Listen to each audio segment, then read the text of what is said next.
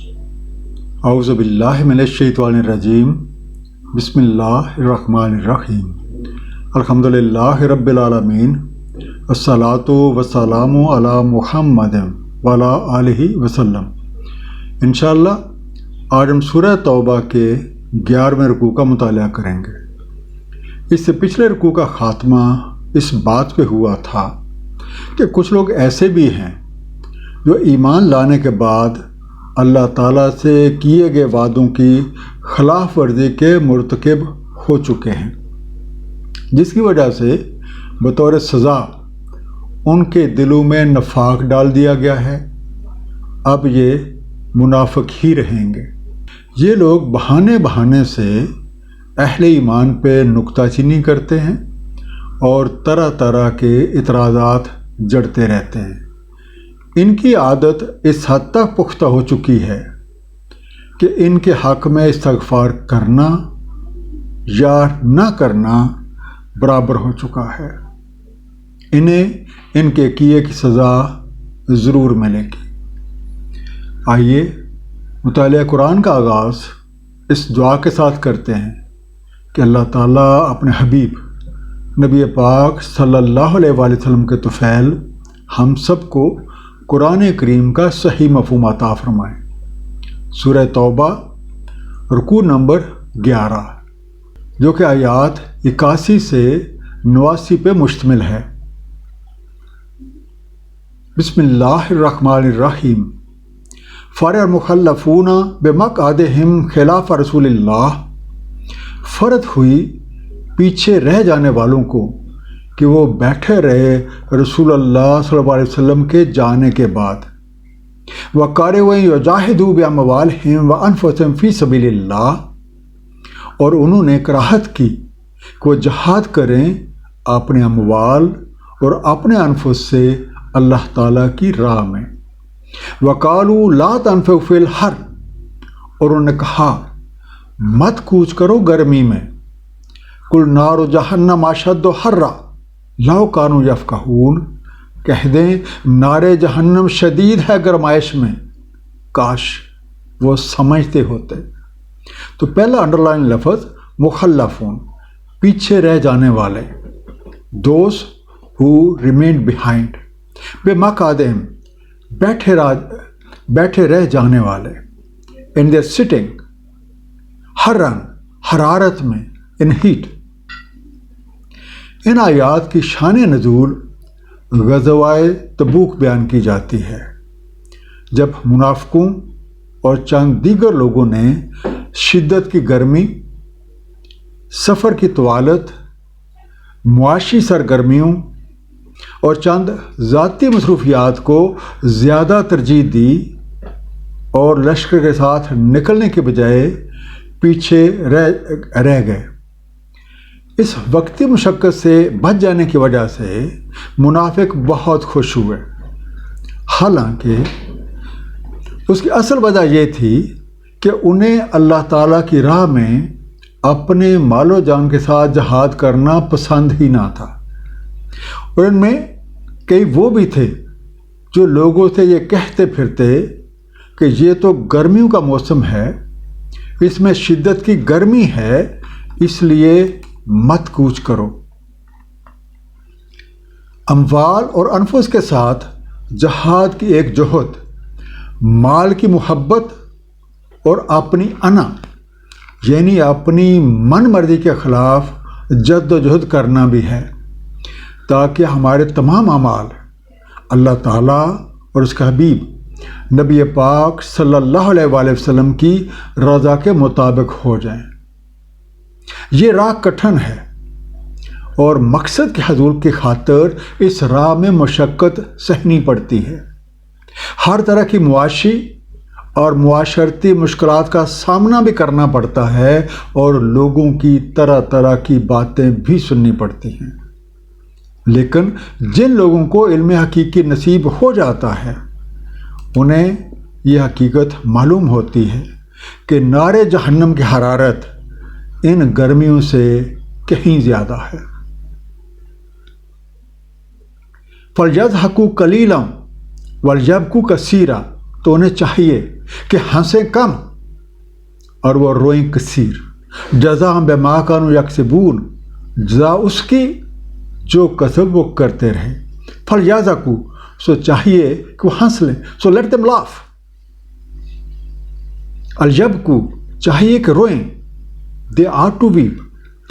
وقتی طور پہ مشقت سے بچ جانے کی وجہ سے یہ لوگ بہت خوش ہیں، لیکن اگر انہیں حقیقت حال کی خبر ہو تو یہ کم ہنستے اور اپنے کرتوتوں پہ بے تحاشا روتے، کیونکہ انہوں نے اللہ تعالیٰ اور اللہ کے رسول نبی پاک صلی اللہ علیہ وسلم کے حکم کی خلاف ورزی کی ہے، تو اس کا خمیازہ انہیں ضرور بھگتنا پڑے گا۔ وَإِرَادَكَ اللَّهُ إِلَىٰ طَائِفَةٍ مِّنْهُمْ، بس اگر آپ کو واپس لے جائے اللہ تعالیٰ ان کے کسی گروہ کی طرف، فَاسْتَأْذَنُوكَ لِلْخُرُوجِ، سو آپ سے اذن مانگیں نکلنے کے لیے، فَقُلْ لَن تَخْرُجُوا مَعِيَ أَبَدًا وَلَن تُقَاتِلُوا مَعِيَ عُدُوًّا، تو کہہ دیں ہرگز نہیں نکل سکتے تم میری معیت میں کبھی بھی، اور ہرگز نہیں تم لڑائی کر سکتے میری معیت میں عداوت رکھنے والوں سے۔ اِنَّکُمْ رَضِیتُم بِالْقُعُودِ أَوَّلَ مَرَّةٍ فَاقْعُدُوا مَعَ الْخَالِفِينَ، بے شک تم راضی ہوئے بیٹھے رہنے کو پہلی بار، بس بیٹھے رہو پیچھے رہنے والوں کے ساتھ۔ خالفین، پیچھے رہ جانے والے، دوز who stay behind۔ اب اگر کسی اور موقع پہ اللہ تعالیٰ آپ کو ان کے کسی گروہ کی طرف لے جائے اور وہ آپ سے میدان کارزار میں نکلنے کی اجازت مانگے تو ان سے کہہ دیں تم میرے ساتھ ہرگز نہیں چل سکتے اور نہ ہی میرے ساتھ مل کے دشمنوں سے لڑائی کر سکتے ہو، چونکہ تم نے پہلی مرتبہ بیٹھے رہنے کو پسند کیا تھا، اس لیے تم انہی کے ساتھ بیٹھے رہو جو کسی مجبوری کی وجہ سے پیچھے رہ جانے پہ مجبور ہیں۔ وَلَا تُصَلِّ عَلَىٰ أَحَدٍ مِّنْهُمْ مَاتَ أَبَدًا وَلَا تَقُمْ عَلَىٰ قَبْرِهِ، اور نہ نماز پڑھنا ان میں سے کسی کی میت پہ کبھی بھی، اور نہ کھڑے ہونا اس کی قبر پہ۔ إِنَّهُمْ كَفَرُوا بِاللَّهِ وَرَسُولِهِ وَمَاتُوا وَهُمْ فَاسِقُونَ، بے شک انہوں نے کفر کیا اللہ تعالیٰ اور اس کے رسول سے اور وہ مر گئے اور وہ فسق کر رہے تھے۔ اس آیت کی شان نزول عبداللہ بن ابی کی موت بیان کی جاتی ہے۔ یہ منافقوں کا سردار تھا اور وہ شخص جس نے نبی پاک صلی اللہ علیہ وسلم کو مدینہ میں سب سے زیادہ اذیت پہنچائی تھی۔ آپ کی رحمت کا یہ عالم ہے کہ اس کے مرنے پہ آپ صلی اللہ علیہ وسلم نے انتہائی رحم دلی کا مظاہرہ کرتے ہوئے اپنا کرتا اس کے کفن کے طور پہ عنایت فرما دیا اور اس کی نماز جنازہ بھی پڑھی۔ اللہ تعالیٰ اپنے محبوب کی شان میں گستاخی کرنے والوں کو معاف نہیں کرتے۔ اللہ نے منع فرما دیا کہ آپ کبھی بھی کسی منافق کی نہ تو نماز جنازہ پڑھیں اور نہ ہی اس کی قبر پہ کھڑے ہو کے اس کے لیے دعائے مغفرت کریں، کیونکہ ایسے لوگ جو اللہ تعالیٰ اور اس کے رسول نبی پاک صلی اللہ علیہ وسلم کے ساتھ کفر کرتے ہیں اور جانتے بوجھتے نافرمانیاں کرتے ہیں اور اس حالت میں فوت ہو جاتے ہیں، ان کے لیے کوئی روح رعایت نہیں ہے، انہیں اپنے کیے کی سزا ضرور بھگتنا پڑے گی۔ وَلَا تُعْجِبْكَ أَمْوَالُهُمْ وَأَوْلَادُهُمْ، اور نہ آپ کو تعجب ہو ان کے اموال اور اولاد سے۔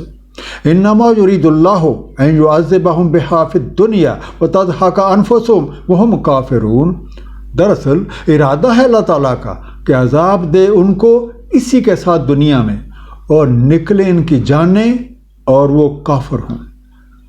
اے اہل ایمان، ان لوگوں کے مالوں اور اولاد کی کثرت تمہیں کسی تعجب میں نہ ڈال دے۔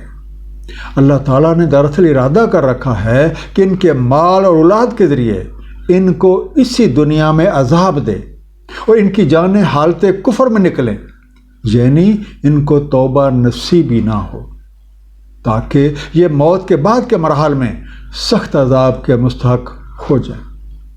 اس آیت سے یہ حقیقت بھی آشکار ہو جاتی ہے کہ جس مال اور جس اولاد کو اپنا گردانا جائے وہی فتنے کا باعث بن جاتی ہے۔ جیسے کہ سورہ تغابن آیت نمبر 15 میں ارشاد ہے، دراصل تمہارے مال اور تمہاری اولاد ایک فتنہ ہے۔ وَإِذَا أُنزِلَتْ سُورَةٌ أَنْ آمِنُوا بِاللَّهِ وَجَاهِدُوا مَعَ رَسُولِهِ، اور جب نازل ہوتی ہے کوئی سورہ کہ ایمان لاؤ اللہ تعالیٰ پہ اور جہاد کرو اس کے رسول کی معیت میں، استاذانک اولو الطول منہم وقالوا ذرنا نکن مع القاعدین، اذن مانگتے آپ سے صاحب حیثیت ان میں سے اور کہتے ہیں چھوڑ دیں ہمیں کہ ہم رہ جائیں ساتھ بیٹھے رہنے والوں کے۔ اولو الطول، صاحب مقترت، صاحب حیثیت، رچ، انفلوئنشل، ان لوگوں کی حالت یہ ہے کہ جب کوئی ایسی صورت نازل ہوتی ہے جس میں اللہ تعالیٰ کا یقین کرنے اور اس کے رسول نبی پاک صلی اللہ علیہ وآلہ وسلم کے ساتھ مل کے جہاد کے احکامات ہوتے ہیں، تو ان منافقوں میں سے دولت مندوں کا ایک طبقہ آپ سے رخصت مانگتا ہے اور اللہ کی راہ میں موجود مشکلات اور سختیوں سے جان چھڑانے کے لیے طرح طرح کے بہانے تراشتا ہے تاکہ وہ بحالت مجبوری پیچھے رہ جانے والوں کے ساتھ ہی پیچھے رہ جائیں۔ رضو بِأَن یَکُونُوا مَعَ الْخَوَالِفِ، وہ راضی ہوئے کہ پیچھے رہنے والیوں کے ساتھ رہ گئے ہیں۔ وَطُبِعَ عَلَىٰ قُلُوبِهِمْ فَهُمْ لَا يَفْقَهُونَ، اور چھاپ لگ گئی ان کے دلوں پہ بس وہ کچھ نہیں سمجھتے۔ خوالف، پیچھے رہنے والیوں، وہ خواتین جو گھر کے لوگ باہر جانے کی وجہ سے پیچھے گھر میں بیٹھی رہ جائیں، دوز ہو اسٹے بیہائنڈ۔ ایسے منافق اس بات پہ خوش ہیں کہ وہ گھروں میں پیچھے رہ جانے والی خواتین کے ساتھ پیچھے رہ گئے ہیں۔ یہ لوگ خلاف حق حرکتیں کرنے کی وجہ سے کفر کے اندھیروں میں آگے اور آگے ہی بڑھتے چلے گئے ہیں، اور اب یہ ایسی حالت کو پہنچ گئے ہیں کہ قانون ربی کے مطابق ان کے دلوں پہ چھاپ لگ گئی ہے، جس کی وجہ سے یہ اچھے اور برے کی تمیز کھو بیٹھے ہیں۔ لیکن الرسول والذین آمنوا معہ جاہدوا باموالہم وانفسہم، لیکن رسول اور جو ایمان والے ان کے ساتھ ہیں جہاد کرتے ہیں اپنے اموال اور انفس کے ساتھ۔ وَأُولَٰئِكَ لَهُمُ الْخَيْرَاتُ وَأُولَٰئِكَ هُمُ الْمُفْلِحُونَ، یہی ہیں جن کے لیے بھلائیاں ہیں اور یہی ہیں جو فلاح پاتے ہیں۔ ان حق ناشناسوں کے برعکس اللہ تعالیٰ کے رسول اور ان کے ساتھ اہل ایمان مال و جان کے ساتھ جہاد کرتے ہیں، اپنی پوری کوشش کرتے ہیں اور جد و جہد کرتے ہیں، کیونکہ ان کے دلوں میں اللہ تعالیٰ کی محبت مال و جان سے کہیں بڑھ کے ہے۔ انہی کے لیے دنیا اور آخرت کی بھلائیاں ہیں اور یہیں فلاح یافتہ ہیں۔ اعد اللہ لہم جنات تجری من تحتہا الانہار خالدین فیہا، تیار کر رکھے اللہ تعالیٰ ان کے لیے باغات کہ جاری ہیں جن کے تحت نہریں رہتے رہیں انہی میں۔ ذالک الفوز العظیم، یہ ہے فائز المقام ہونا۔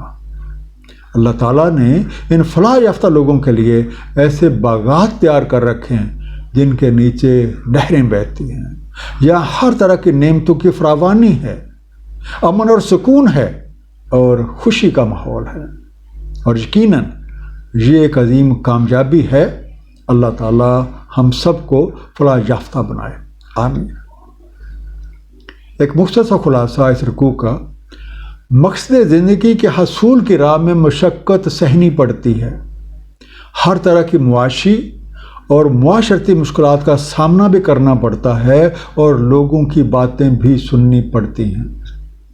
حقیقت سے ناواقف وقتی آسائش پہ ہی خوش رہتے ہیں، لیکن بعد میں ان کو اپنی عاقبت نااندیشی پہ رونا پڑتا ہے، کیونکہ ان کے طرز عمل کی وجہ سے ان کے دلوں پہ مور لگ جاتی ہے اور انہیں ہدایت نہیں ملتی۔